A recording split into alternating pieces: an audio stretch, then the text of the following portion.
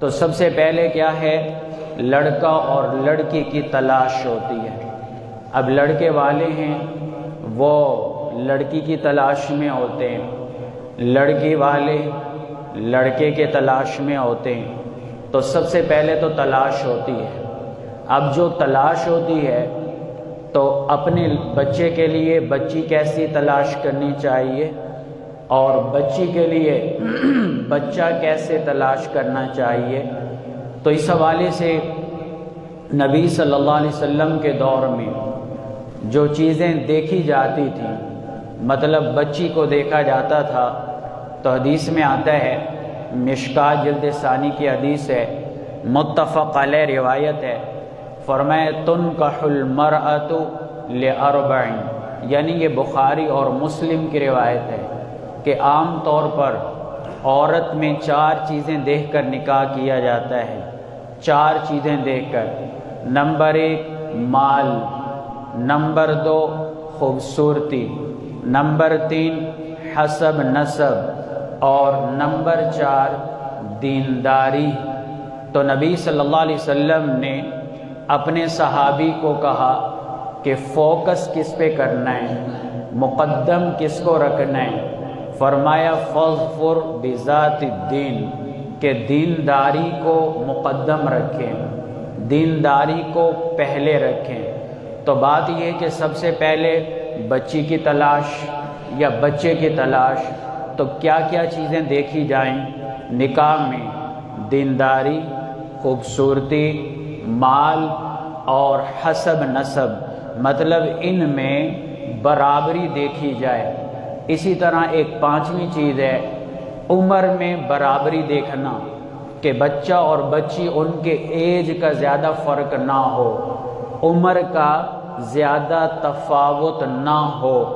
یہ 5 چیزیں ان میں برابری دیکھنی چاہیے۔ اب جیسے مالداری ہے، اس میں برابری دیکھنی چاہیے کہ بچی، اگر کوئی بچی کو دیکھنا چاہتا ہے تو مالداری کو دیکھے کہ وہ بچی برابر کی مالدار ہو، یعنی برابر کے گھرانے سے اس کا تعلق ہو، نہ بہت زیادہ غریب ہو، نہ اپنے سے زیادہ امیر ہو، ہائی سٹینڈرڈ کا ہو، ایسا نہیں ہونا چاہیے۔ وجہ اس میں 2 باتیں ہیں، اگر بہت زیادہ لو سٹینڈرڈ ہوگا، بہت زیادہ غریب گھر کی خاتون ہوگی، تو اس میں 2 کمیاں عام طور پر ہوتی ہیں۔ ایک سلیقہ مندی کم ہوتی ہے، سلیقہ وہ نہیں ہوتا، رہن سہن اور گھر کا انتظام وغیرہ، اور دوسرا یہ ہے کہ چونکہ وہ بالکل غریب گھرانے سے تعلق رکھتی ہے، تو یا تو اس کے مزاج میں کنجوسی زیادہ آئے گی، یا یہ ہے کہ پھر اوور خرچہ کرے گی، فضولیات میں خرچ کرے گی، تو یہ معاشرتی نقصان ہوتا ہے۔ تو اس لیے مالداری میں برابری، یعنی اگر لڑکے والے بچی کو دیکھیں تو بچی کا گھرانہ، خاندان مالداری میں برابر ہو۔ لیکن اگر ایسا ہے، بعض دفعہ ایسا ہوتا ہے کہ غریب گھرانے کی بچی، اس میں سلیقہ بہت زیادہ ہوتا ہے، خرچ کو وہ سمجھ جاتی ہے۔ اگر آپ سمجھتے ہیں کہ بچی کا مزاج ایسا ہے کہ وہ ہمارے گھر کے ماحول کو پک کر لے گی، ہمارے گھر کے ماحول میں رچ بس جائے گی، سلیقہ آ جائے گا، مزاج اچھا ہو جائے گا، پھر اس کے کرنے میں کوئی حرج نہیں۔ اور اسی طرح اگر اپنے سے زیادہ مالدار فیملی میں، ہائی سٹینڈرڈ فیملی میں اگر دیکھیں کہ جی بچی مالدار ہے، پیسے والی، اپنے سے زیادہ، اگر کوئی وہاں اپنے بچے کی شادی کرے گا تو معاشرتی نقصان کیا ہوگا کہ اس بچی کے نخرے نہیں سنبھال پائے گا لڑکا، اور بچی وہ آقا کی طرح رہے گی، خامن کو غلام کی طرح بنا کر رکھے گی۔ تو یہ عام طور پر ایسا ہوتا ہے، ورنہ کئی ایسی بچیاں ہوتی ہیں جو مالدار گھرانے کی ہوتی ہیں، لیکن ان میں عاجزی اتنی ہوتی ہے کہ وہ اس گھر میں بس رچ بس جاتی ہے، گھر کے افراد کے ساتھ وہ مل جاتی ہے، مطلب کوئی اس کے اندر وہ مالداری کے اثرات نہیں ہوتے، یہ پھر انفرادی باتیں ہوتی ہیں، لیکن اصولی بات یہی ہے۔ ایک دفعہ ہمارے دادا جی حضرت مولانا عبداللہ صاحب رحمۃ اللہ علیہ وہ فرما رہے تھے حضرت خواجہ خان محمد صاحب رحمۃ اللہ علیہ کے بارے میں کہ جب حضرت خواجہ خان محمد صاحب رحمہ اللہ کے والد بڑے زمیندار تھے، جاگیردار تھے، تو حضرت خواجہ صاحب کا جب نکاح کرنے لگے تو کسی نے کہا کہ ملک صاحب آپ ایسا کریں کہ جو بندیال ہیں سرگودے والے جاگیردار فیملی، تو ان کے گھر میں آپ اپنے بچے کا نکاح کریں، یعنی حضرت خواجہ خان محمد صاحب رحمۃ اللہ علیہ کا۔ تو کیا حضرت خواجہ خان محمد صاحب رحمۃ اللہ علیہ کے والد وہ کیا جواب دیتے ہیں؟ کہتے ہیں دیکھیں بچے کی شادی وہاں کرنی چاہیے جو مالداری میں، حیثیت میں آپ سے کم ہوں، آپ سے کم ہوں، اور بچی کی شادی بھی کوشش کریں وہاں کرنی چاہیے جو حیثیت میں آپ سے کم ہوں۔ وہ حکمت کیا بتلاتے ہیں؟ وہ کہتے ہیں کہ اگر آپ اپنے بچے کی شادی اپنے سے کم حیثیت والوں میں کرو گے تو وہ تمہارے بچے کو سر پہ بٹھائیں گے، اپنے داماد کی خدمت کریں گے، اپنے داماد کا خیال رکھیں گے۔ اگر تم اپنے بچے کی شادی اپنے سے زیادہ سٹیٹس والی فیملی میں کرو گے، زیادہ حیثیت والی فیملی میں کرو گے، تو وہ تمہارے بچے کو غلام بنا کے رکھیں گے، وہ تمہارے بچے کا کوئی ادب احترام نہیں کریں گے۔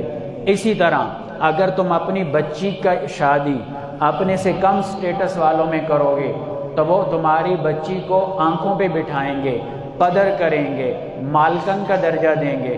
اگر تم اپنی بچی کا نکاح اپنے سے زیادہ سٹیٹس والے، زیادہ حیثیت کے مالک لوگوں میں کرو گے تو وہ تمہاری بچی کو نوکر بنا کے رکھیں گے۔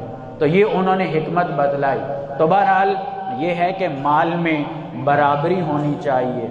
اسی طرح دوسری چیز ہے خوبصورتی میں برابری ہو۔ اب ویسے تو خوبصورتی میں عورت کا زیادہ ہونا بہتر ہے مرد سے، تاکہ مرد ادھر ادھر منہ نہ مارے، مرد پاک دامن رہے، گناہوں سے بچا رہے۔ یہ چیز ہوتی ہے جمال خوبصورتی میں۔ تو بہرحال اس میں تھوڑا سا عورت کو فائق ہونا چاہیے خوبصورتی کے اندر، تو یہ چیز دیکھی جائے۔ اور پھر تیسری چیز نبی صلی اللہ علیہ وسلم نے فرمایا کہ جو دیکھی جاتی ہے وہ حسب نسب ہے، یعنی خاندانی برابری۔ دیکھیں شریعت میں جو خاندانی برابری ہے یہ کوئی لازم اور فرض نہیں، بس ایک معاشرتی حکمت کے تحت یہ بتایا گیا ہے کہ چونکہ خاندانوں کے مزاج ملتے ہیں تو یہ کوئی چند دن کا معاملہ تو ہے نہیں، نکاح کے بعد ساری زندگی گزارنی ہوتی ہے۔ تو اس وجہ سے جو خاندانی برابری ہے، چونکہ مزاج ملتے ہیں، زندگی آگے آسانی سے چل سکتی ہے۔ اگر خاندانی برابری نہ ہو تو بعض دفعہ ایسا ہوتا ہے کہ مزاج رلتے نہیں، پھر زندگی جہنم بن جاتی ہے، لڑائی جھگڑے، اور آگے تک زندگی مشقت کی گزرتی ہے۔ یہ حکمت ہے خاندان میں برابری کی، ورنہ کوئی فرض یا واجب نہیں ہے۔ اور چوتھی چیز جو نبی صلی اللہ علیہ وسلم نے فرمایا کہ عام طور پر دیکھا جاتا ہے کہ دینداری شرافت کو، تو لہذا شرافت کو، دینداری کو دیکھا جائے کہ بچہ دینداری میں، بچے کے، یہ میں اس طرف سے بات کر رہا ہوں بچے والوں کی طرف سے کہ وہ بچی کی چوائس کیسے کریں، تو لہذا بچی دیندار ہونی چاہیے، بچی میں دینداری ہو۔ اب دینداری کا مطلب کیا ہے؟ ہمارا تصور بہت غلط ہے۔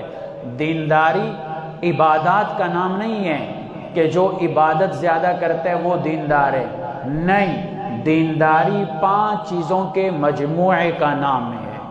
نمبر 1 عقائد، عقیدے ٹھیک ہوں۔ نمبر 2 عبادات۔ نمبر 3 معاملات۔ نمبر 4 معاشرت، اور نمبر 5 اخلاق۔ ان 5 چیزوں کو خلاصہ دینداری ہے۔ دینداری صرف عبادات کا نام نہیں، دینداری عقائد کا نام بھی ہے، دینداری معاملات کا نام بھی ہے، دینداری معاشرت کا نام بھی ہے، دینداری حسن اخلاق کا نام بھی ہے۔ تو لہٰذا بچی کے اندر دینداری دیکھی جائے، اور پھر نبی صلی اللہ علیہ وسلم نے فرمایا فَاظْفُرْ بِذَاتِ الدِّينِ کہ 4 چیزیں تو دیکھی جاتی ہیں لیکن دینداری کو مقدم رکھنا چاہیے، کیونکہ اسی میں کامیابی ہے۔